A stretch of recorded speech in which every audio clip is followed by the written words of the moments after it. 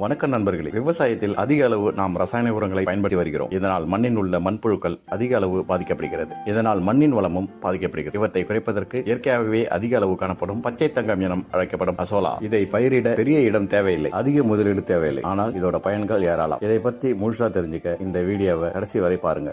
பச்சை தங்கம் அசோலா காற்றில் உள்ள நைட்ரஜனை கிரகித்து பயிர்களுக்கு கொடுக்கிறது. இதனால் 20% முதல் 30% வரை பயிர்களுக்கு நைட்ரஜன் கிடைக்கிறது. இதனால் ஒரு ஏக்கருக்கு யூரியா 30 முதல் 40 கிலோ வரை குறைத்திடலாம். அசோலா நெல் வயலில் ஒரு பச்சை கம்பளம் போல் படர்ந்து விரிந்து வளர்வதால் சூரிய ஒளி மண்ணில் படுவதை தடுக்கிறது. இதனால் நெல் வயலில் பயிர்களுடன் ஒட்டி போட்டு வளரும். தேவையற்ற களைகளின் வளர்ச்சியை இயற்கையாகவே தடுக்கிறது. பின்பு அசோலா மக்கும் போது மண்ணின் கருமை சத்து அதிகரிக்கிறது. இது மண்ணில் ஈரப்பதத்தை தக்கவைக்க நுண்ணுயிர்கள் பெருக்கத்திற்கு உதவுகிறது. அசோலா கால்நடை வளர்ப்பில் பெரிய பங்கு வகிக்கிறது. இதில் புரதச்சத்து அதிகமாக இருப்பதால் ஆடு மாடு கோழி மீன்களுக்கு தீவன செலவு பாதியாக குறைக்கிறது. ஒரு அற்புதமான வரப்பிரசாதம். நாத்து நட்ட 3 முதல் 5 நாட்களில் ஒரு ஏக்கருக்கு 20 முதல் 500 கிலோ வரை அசோலாவை துவலாம். வயலில் எப்போதும் 2 முதல் 3 அங்குலம் தண்ணீர் நிற்பது அசோலா வேகமாக வளர உதவும். அசோலா நன்கு பெருக சிறிதளவு சூப்பர் பாஸ்பேட் உரமிடுவது வளர்ச்சியை தூண்டும். வீட்டிலேயே அசோலாவை வளர்ப்பதற்கு முதல்ல ஒரு சமமான இடத்துல 10 அடி நீளம் 2 அடி அகலம் 1 அடி ஆழத்துல பாத்தி அமைச்சுக்கோங்க. அதுல ஒரு தார்பாயை விரிச்சு 10-15 கிலோ செம்மண்ணை சமமா பரப்பணும். அப்ப 2 கிலோ பசுஞ்சனத்தை தண்ணியில கரைச்சி ஊத்தணும். இதோட கொஞ்சம் சூப்பர் பாஸ்பேட் சேர்த்தா வளர்ச்சி வேகமா இருக்கும். கடைசியா 10 சென்டிமீட்டர் உயரத்துக்கு தண்ணீர் நிறுத்தி அதுல